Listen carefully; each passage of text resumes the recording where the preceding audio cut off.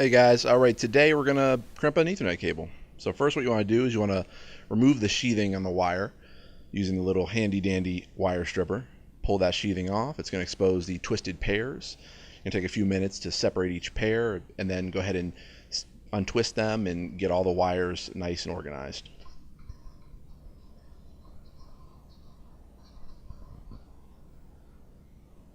Now once you get them organized, there's a specific sequence in which they need to go in. You'll see the diagram come up on the right hand side of your screen momentarily.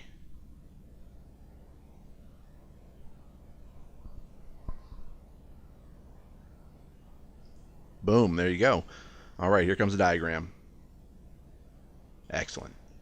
Alright, so now what you want to do is grab your FD500R crimping tool and you want to cut off some of the excess wire because we don't need that much to go inside the connector. Alright, grab one of your connectors and you want to funnel those wires inside, maintaining that specific color sequence. Just like that.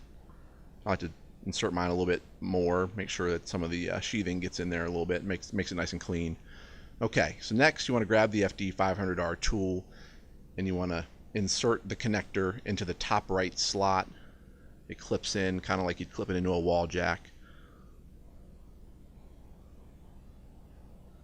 Alright, get that clipped inside. You'll hear a little click.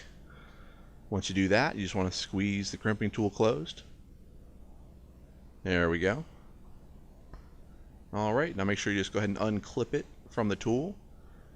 And there you have it. Good to go. An Ethernet cable.